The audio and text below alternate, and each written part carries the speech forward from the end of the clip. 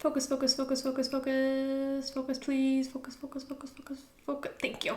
Hey guys, what is up? It is Karen, aka baaaaaby, and welcome back to my channel. We are doing April favorites in today's video. For some reason, I love filming favorites videos. I think they're so fun. And overall, I just love giving you guys recommendations, so let's get started. I'm gonna begin with skincare and stuff that I've been really loving. This is the Skinfood Black Sugar Perfect Cleansing Oil. I love me some cleansing oils. It's super important to double cleanse, and I've been loving using oils instead of like gel melt cleansers nowadays because I feel like those are very like thick, and I love the thin consistency and like the ease of using an oil. Of course, I go in with a regular facial cleanser after this, but it's just super important to double cleanse, especially if you wear makeup. So I use this to take off all my makeup first, and then I use water to emulsify, which is very important. I was using makeup wipes to like take off all of the, you know, the like disintegrated makeup on my face, and I learned that you're supposed to have water on your face to emulsify. So skincare tip if y'all didn't know that. And if anybody's wondering, it's not gonna leave your skin super greasy. Even if you have oily skin, it's just gonna help break down all of the dirt and the grossness on your face before you actually go in with a cleanser. So I really love this one. Next is a moisturizer from Bliss that I've been using for the last couple of months. This is the Drench and Quench Cream to Water Hydrator. It is super lightweight, more of like a gel consistency. I think it's gonna be really perfect for summer now that it's getting hotter in LA. Also, if you want to pop this in the fridge, I think that would be really refreshing as well. It's not thick and it feels very lightweight on the skin. I'm not gonna lie, I did think that it was starting to break me out a little bit when I first started using it, but then I stopped for a while, and then I really wanted to know if it was this moisturizer that was breaking me out, and so I started using it again, and my skin's fine. So I'm super happy that it doesn't break me out, and I'm happy that I tried it again because I literally love how this feels on my skin. Next thing in the skincare category is SPF. This is the Supergoop Unseen Sunscreen. It has SPF 40. The texture is really interesting. It really reminds me of the Smashbox primers, like the original primer that everybody loved. It's very like dimethicone feel. It is a little bit thick, I will say that, but it is pretty mattifying, and I can wear it under makeup. I don't experience any pilling, which I have experienced with a lot of the sunscreens that I've tried. So this is really a winner. It's a little bit pricey, but it's the best sunscreen that I've tried so far. But of course, I'm always in the hunt for good facial sunscreen recommendations. So if you guys have favorites, make sure to leave it in the comments down below because I'd love to try them out. We are moving on to makeup, which is the bulk of my favorites as always. I have been absolutely loving this palette, you guys. Say what you want about Jaclyn Hill.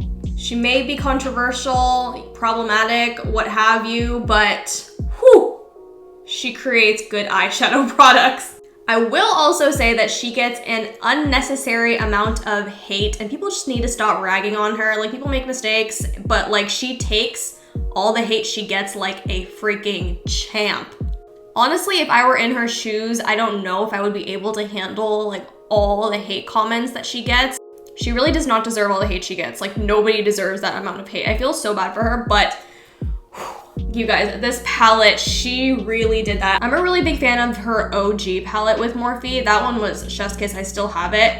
I should use it more often. But now that this came out, like, I'm using this non-stop. If you check my Instagram, I've used it in the last couple of looks.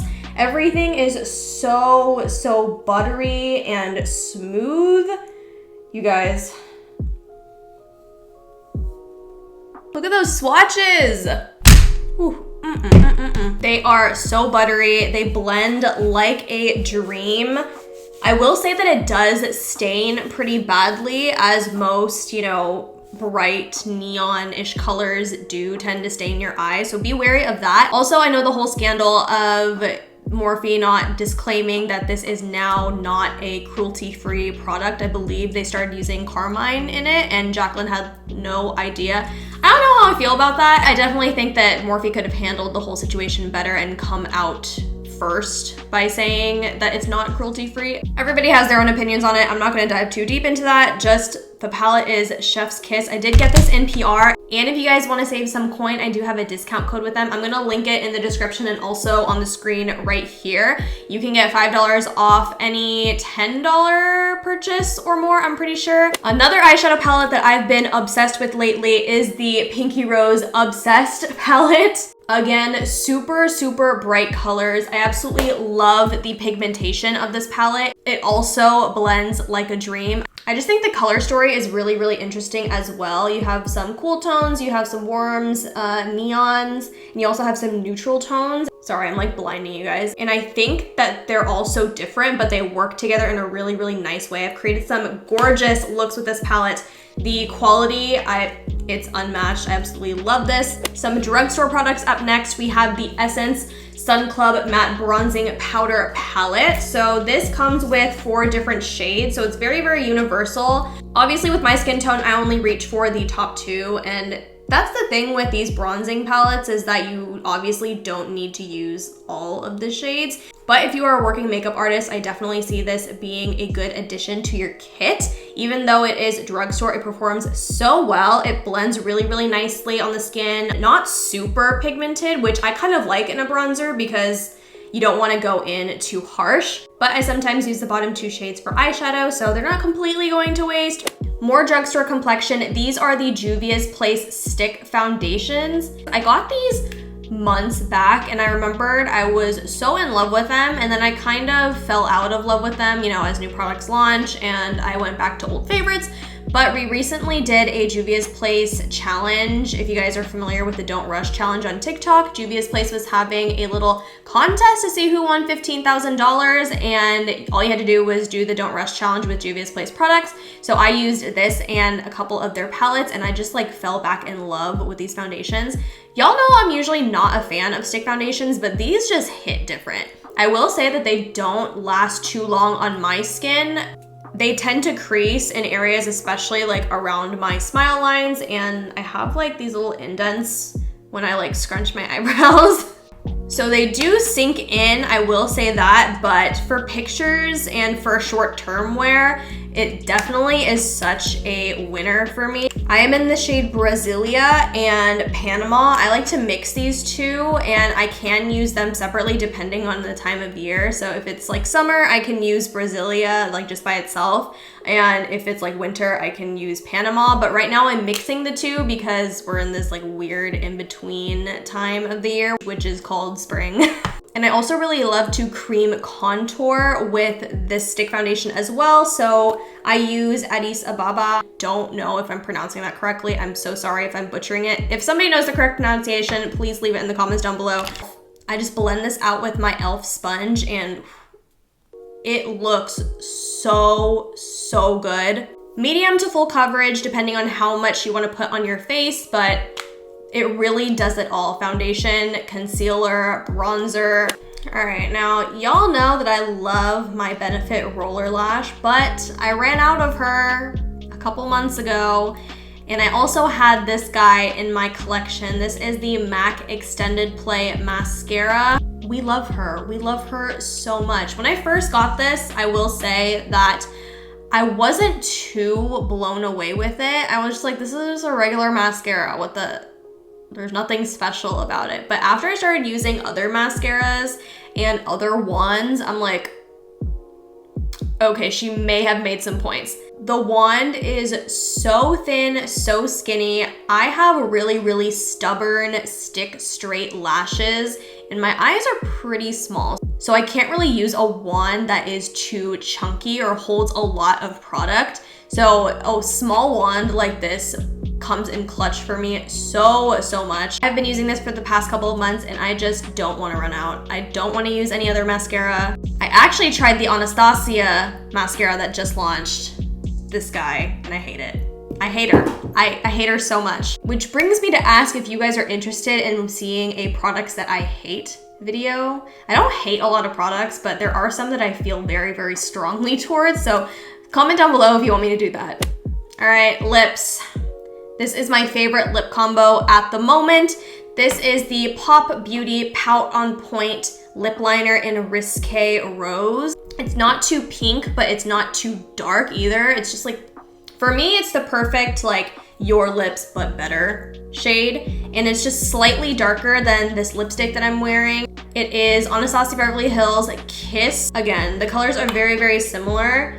The lip liner is just a tad darker, so it works out really, really well. It just blends seamlessly. They both feel comfortable on the lips. I have really dry lips naturally, so I tend to lean more towards glosses and bullet lipsticks like these that have a natural satin finish. It's time to venture into the miscellaneous favorites.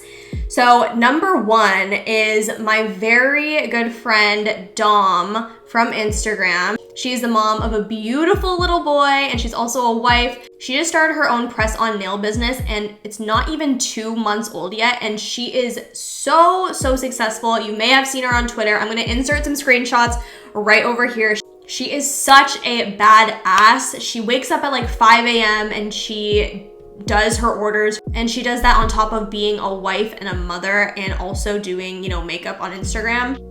I am totally biased, of course, but please go check her out. She is such a hard worker and her nails are so fire. Let's talk about podcasts. I've been listening to a lot now that we're in quarantine. At the beginning, actually, I stopped listening to them because I usually listen to them when I'm driving, and since I'm not going anywhere, I stopped. But I made it a conscious effort to start listening to them more, and so I've really been loving Katie and John's Must Be Nice podcast. Katie is a beauty influencer. Y'all probably know who she is, but she is so hilarious, especially when she talks to her husband, John. They started this podcast not too long ago, and they just talk about like random things, but I love hearing their insights and I just love hearing them banter. Like, it's so interesting to me. Another podcast I've been loving is Office Ladies. Y'all know I'm the biggest Office fan. I mean, I freaking have a cat named Dwight, for God's sakes.